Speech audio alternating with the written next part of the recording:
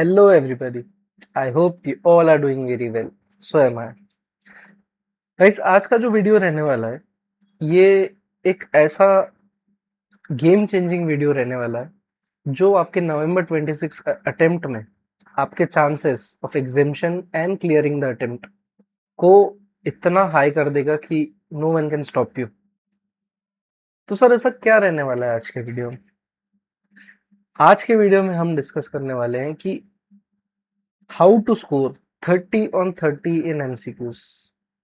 I am sure ये video या ऐसे टाइप का वीडियो आपने कहीं और नहीं देखा होगा, because there's a belief that you need in yourself, to say to yourself that I am going to score 30 on 30 in MCQs, and it is possible. मैंने AFM, DT, IDT इन तीनों subjects में 30 on 30 MCQs सही किए हैं in audit और FR 24 and in IBS 30 marks के. So with my experience, I can assure you all that you can also score 30 on 30 in MCQs, and it is not that tough that people tell you कि नहीं दो चार तो गलत होते ही हैं। ये सिर्फ एक माइंडसेट है। आप अगर खुद को इतना स्ट्रिक्ट डिसिप्लिन रखोगे कि नहीं मेरे को एक भी गलत नहीं करना है, तब जाके आप एक 100% सही एमसीक्यूज कर पाओगे। क्या होता है जब भी अपन अपने आप को अलाउ करते हैं ना कि हाँ भाई तू गलती कर सकता है, तो चांसेस है कि हम 100% ऑफ द टाइम वो गलती करें ही।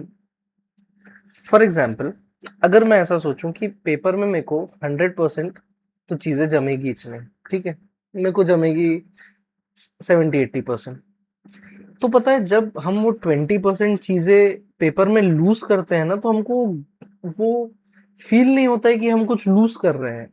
हमने वो खुद को नॉर्मलाइज करवा दिया है कि I have to get only 80% of the things right. Why? Why? ऐसी मेंटालिटी ही नहीं रखना।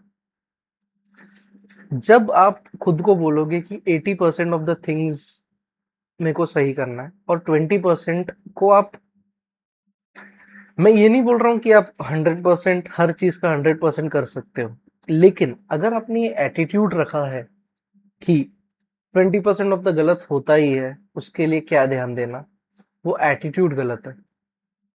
बिकॉज आप सिंपली अपने उस 20% चीजों को निग्लेक्ट कर दे रहे हैं, जो आपको एक एज, एक पुश दे सकती है। तो टॉपिक पे आते हैं। 30 on 30 MCQs, is it even possible to score? तो yes, it is possible to score. I have done it and I make sure that I'll explain it in the best way to every student watching this video, so that in the next attempt you would text me and call me and say that yes, I have scored 30 on 13 MCQs. Then how should be the approach? What should we do to get those 30 on 30 in MCQs? So approach हमारा ऐसा रहेगा कि मैं आपको कुछ चीजें बताता हूँ, ठीक है, जो मैंने अपने टाइम पे की थी फॉर गेटिंग 30 on 30 MCQs। पहली चीज, अपना आप एक एटीट्यूड फिक्स कीजिए, एटीट्यूड को फिक्स कीजिए कि एक दो एमसीक्यूज तो गलत होते ही हैं, नहीं, every day during my attempt मैं खुद को यही बोलता था कि नो, मेरे को 30 on 30 एमसीक्यूज लाने हैं, चाहिए ही। तो जब आप अपना ये एटीट्यूड चेंज करते हैं ना, तो ऑटोमेटिकली आप में एक वो स्ट्राइव आती है, एक ड्राइव आती है to do more, to do more, to learn more. तो सबसे पहले ये एटीट्यूड फिक्स कीजिए, और इसका मैं एडवांटेज बताता हूँ। क्या होता है गाइस, आपने देखा होगा रिसेंटली कि किसी ने पूरे मार्क्स, सॉरी, पूरे आंसर्स लिखे हो, बट फिर भी उसको से 4 में से 3 ही मिले हो या 6 में से 5 ही मिले हो। तो इन डिस्क्रिप्टिव पेपर हमारे पास वो लग्जरी नहीं रहती है कि वी वुड से दैट अगर मैंने पूरा आंसर करेक्ट लिखा है सो मेरे को 6 में से 6 मिलेंगे। It's never going to happen, never. मैं अपने एक्सपीरियंस से एक चीज बताता हूँ। डीटी का एक ट्रांसफर प्राइसिंग का क्वेश्चन था, मेरे को अभी भी याद है। सॉरी, ट्रांसफर प्राइसिंग का नहीं था वो, एक इन टोटल टैक्स कैलकुलेशन का क्वेश्चन था। मैंने सिर्फ राउंडिंग ऑफ नहीं करके आया लास्ट जो पॉइंट के बाद वाले डिजिट्स की, और मेरे उस चीज के कारण 1.5 मार्क कट गए। अब सुनने में कितना इरेलेवेंट लगता है कि पूरा आंसर सेम है। कोई मतलब ऐसा है कि मेरी कॉन्सेप्चुअल क्लैरिटी नहीं है? नहीं। ऐसा है कि मेरे को प्रोविजंस नहीं पता है? नहीं। क्या मैंने कुछ कैलकुलेशन मिस्टेक की है? नहीं। बस एक सिंपल सिली मिस्टेक के कारण 1.5 मार्क आपका लूज हो गया, जिसपे आप सोच के चल रहे होंगे कि नहीं ये तो मेरा पूरा सही है। तो ये एक लग्जरी आपको डिस्क्रिप्टिव पेपर्स में बिल्कुल नहीं मिल सकती कि आप पूरा सही भी करके आए हो, फिर भी you don't know what ICAI can what ICAI awards marks to you.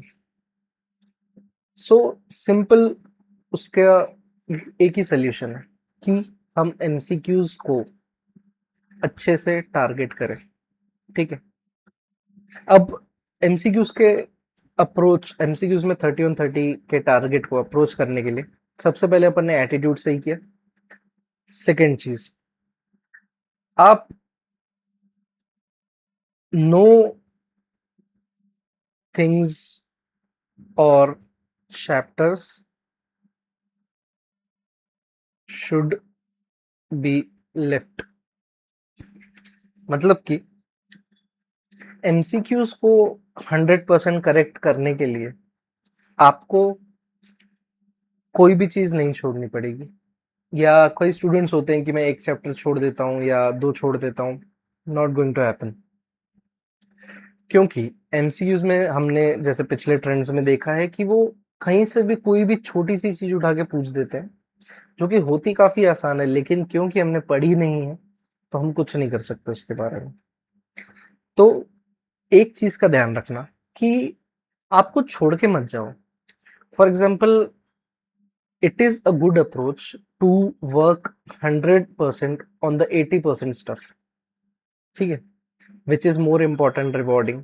लेकिन जो 20% स्टफ है ना, वो आप निग्लेक्ट मत करो, उसको पढ़ो एकदम इन डेप्थ। भले आपको ऐसा लग रहा हो कि मेरे पास टाइम नहीं है या इसको करके इतना वर्थ इट नहीं है, दैट्स ओके, लेकिन उसे एकदम निग्लेक्ट मत करो। उसे पढ़ो, उसे समझो और उसे अपने मेमोरी में रखने की कोशिश करो। यही एक तरीका है जो डिफरेंशिएट करता है स्टूडेंट्स को from scoring less marks to scoring high marks, कि आप कुछ भी छोड़ के मत जाओ। मैं अपने एक एक्सपीरियंस से बताता हूँ। मेरे को फॉरेक्स से थोड़ी दिक्कत होती थी, मेरे को समझने में थोड़ी दिक्कत होती थी फॉरेक्स। सो मैं क्या किया कि फॉरेक्स को इतना अच्छे से प्रैक्टिस करने के बजाय मैंने बाकी सारे चैप्टर्स को बहुत अच्छा ग्रिप बना ली, एंड फॉरेक्स एमसीक्यू पर्पसेस के हिसाब से मैंने कर लिया। एंड बाय गॉड्स ग्रेस उस अटेम्प्ट में फॉरेक्स के एमसीक्यूज आए 4, एंड वो चारों एमसीक्यूज बेसिक्स के थे। अब अगर मैं वो फॉरेक्स चैप्टर पूरा निग्लेक्ट करके जाता तो वो बेसिक सिंपल से 8 मार्क्स मेरे ऐसे ही चले जाते, जो कि नहीं गए, because of one simple strategy, never miss out on anything. और अब तो आईसीएआई के एएफएम ट्रेंड्स देख के वैसे ही कुछ मिस नहीं करना है, बट एमसीक्यू पर्पस के लिए तो कुछ भी मिस नहीं करना है। ये हो गया second point. Third point, prepare about this in your free time also. मैंने एक चीज और क्या की, अब पता है कि कई सारे जो टॉपिक्स होते हैं ना, उनको पढ़ने की इच्छा नहीं होती है यार। बोलते हैं छोड़ो ना भाई, क्या करे यार, इसको कितना बोरिंग चीज है, साला दिमाग में ही नहीं जा रहा है, क्या करे। तो उन टॉपिक्स में से भी एमसीक्यूज आने के बहुत चांसेस होते हैं, because ICI do all those trend analysis and what students do more and what students leave for.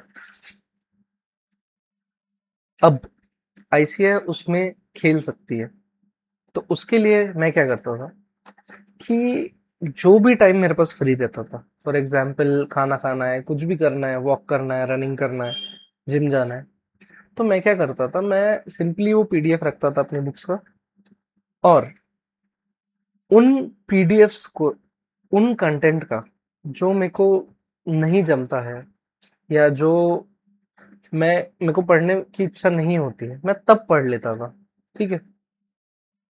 क्या होता है कि जब आप कोई और एक्टिविटी करते हो ना अदर देन स्टडीज, या कुछ भी अपने आप को रिफ्रेश करने के लिए, तो आपका माइंड ना थोड़ा फ्रेश जोन में रहता है, एक रिफ्रेशिंग जोन में रहता है। तो मैं आपको एक चीज बताता हूँ, अगर आप थके हुए हो और अपना फेवरेट चैप्टर पढ़ रहे हो, आप कर लोगे, थके हुए हो।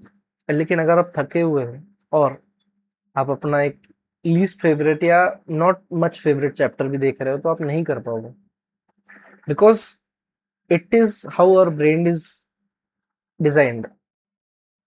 तो इसको केटर करने के लिए आप सिंपली एक चीज करना कि जब भी आपका कोई लेजर टाइम हो या कुछ भी हो, आप उसमें अपने फोन में पीडीएफ रखिएगा, और उन छोटी छोटी चीजों को, उन बारीक बारीक चीजों को अपने सबकॉन्शियस माइंड में फिट कीजिएगा। Trust me guys, you never know कि वो छोटी सी फिट की हुई चीज कब आपके सबकॉन्शियस माइंड में इम्पैक्ट करेगी, यू नेवर नो। ये छोटी छोटी चीजें ही एमसीक्यूज में खेल कर सकती है। मेरे को अभी भी याद है, मेरा डीटी का एक एमसीक्यू था, एंड शायद उसमें 30% ऑफ वो लिमिट थी, क्या बोलते हैं वो, ट्रांसफर प्राइसिंग के बाद वाला क्या चैप्टर था। हाँ, थिन कैपिटलाइजेशन। तो अब ये एक छोटी सी चीज है, 30% ऑफ ये, और उसकी जो अंदर की लिमिट्स है या ट्रांसफर प्राइसिंग की लिमिट्स है, तो ये जो छोटी छोटी चीजें थी वो पूछी गई थी डीटी के पेपर में। तो इससे ही एक चौथी चीज आती है, बी कॉशियस। कोई भी आपके पास क्वेश्चन आ रहा है एमसीक्यू का, तो उसको ध्यान से पढ़िए। सी, आईसीआई फ्री में मार्क्स बांटने नहीं बैठा है कि आपको सिंपल सा बता देगा कि what is this is this, चार ऑप्शन दे देगा, आप एक टिक कर लो। नहीं, वो एक वर्ड, एक कॉमा, एक एंड, एक और में आपको कंफ्यूज करने की कोशिश करेगा, या एमसीक्यू के ऑप्शंस में कंफ्यूज करने की कोशिश करेगा। तो क्वेश्चन के टाइम पे अपने को क्या कॉशियस रहना है कि अपन कोई भी डिटेलिंग मिस ना करे। तो उसकी जो प्रिपरेशन है वो आज से ही चालू कर दीजिए, कि जब भी आप कोई कॉन्सेप्ट या क्वेश्चन पढ़ रहे हैं, तो मेक श्योर कि आप उस डिटेल को फोकस करें, ताकि वो चीज आपके अंदर जैसे रग में समा जाए, खून में समा जाए। ऐसा ना लगे कि आपको कि मेरे को याद करना पड़ रहा है, it's just in my bloods, as simple as that. और एमसीक्यू के टाइम अपने को क्या कॉशियस रहना है कि कुछ भी अगर ऐसा होता है कि यार ये तो दो एमसीक्यू एक जैसे दिख रहे हैं, तीन एमसीक्यू एक जैसे दिख रहे हैं, तो आप थोड़ा अगेन पढ़ते टाइम पढ़ते टाइम थोड़ा इन डिटेल में जाइएगा।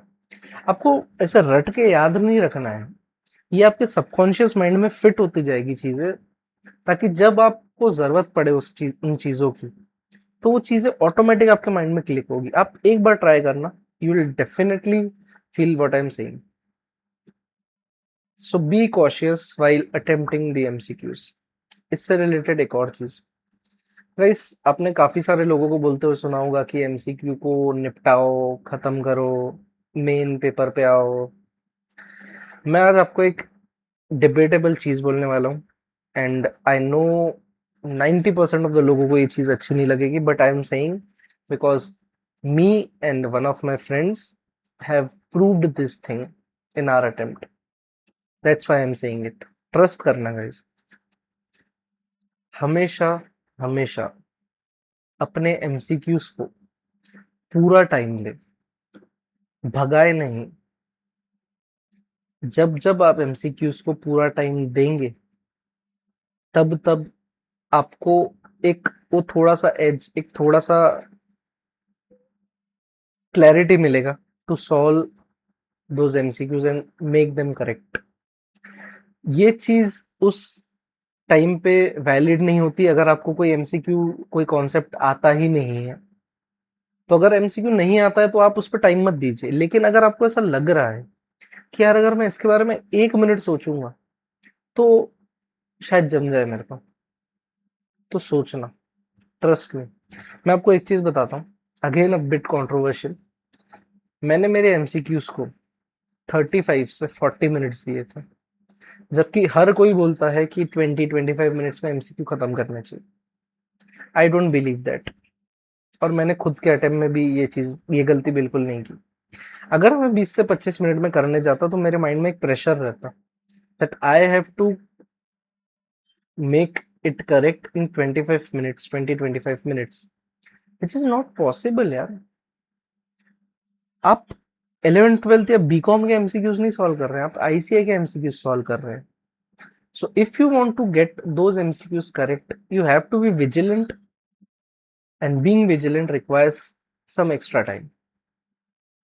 And I am very grateful कि मैंने वो 40 मिनट दिए एमसीक्यूज को, तब जाके मेरे सारे एमसीक्यूज सही हुए। सो बिल्कुल भी ये मत कतराना कि बाकी पेपर छूट जाएगा या वो कर जाएगा। अगर आपको ये विश्वास है कि ये कॉन्सेप्ट या ये एमसीक्यू मेरा देखा हुआ है और वो मेरे को बनेगा, take the risk and do it, because if you get it right you get 2 straight marks। और वही अगर आप उसको छोड़ के कोई ऐसा आंसर लिखने बैठते हो जहां पे आपको कुछ नहीं आता और ऐसी मेंटेलिटी रखोगे कि एक तो आधा डेढ़ मिल ही जाएगा, I don't think that's right. Simple. So guys, ये चीजें थी about scoring 30 on 30 MCQs approach की। देन मैं आपको एक और चीज बताता हूँ कि जब आप एमसीक्यूज करेक्ट करते हैं ना, तो पहली चीज आपको पता रहता है कि अब मेरे को इतने मार्क्स तो फिक्स हो गए। फॉर एग्जाम्पल, मैं अपने अटेम्प्ट को बताता हूँ कि मेरे को पता था कि in AFM DT I have 30, because I know I have corrected it. और ये एक चीज बिल्कुल नहीं करना, बिल्कुल नहीं करना जो गलती मैंने की थी कि एमसीक्यूज घर आके देख लेना, प्लीज ये मत करना। पेपर के बाद जरूर देखना, तो आपको एक सेटिस्फेक्शन दे देगा कि 30 तो पक्के हैं अपने, तो मतलब पास होने की दिक्कत खत्म। अब अगर आपने 30 एमसीक्यू सही किए, मतलब आपकी कॉन्सेप्चुअल क्लैरिटी बरोबर है, आपके पढ़ने का अप्रोच बरोबर था, तो जब इतनी सारी चीजें सही थी तो मिनिमम 70 में से आप 30 तो एक्सपेक्ट करें सबसे वर्स्ट सिनेरियो में। So 30 those, 30 these, you easily can score examination. And वो फीलिंग रिजल्ट से पहले ही पता होना कि भाई I am going to score an examination, it's just like अपुन ही भगवान है। अपुन से बड़ा कौन। सच्ची में मजाक नहीं कर रहा हूँ। आपको ऐसा लगेगा कि भाई क्रेजी। तो सेटिस्फेक्शन और फीलिंग जो वो मिलती है after getting those 30 on 30 scores is just amazing. और ये चीज बिल्कुल भी नहीं है कि that is 30 on 30 scoring is an AIR thing, not at all.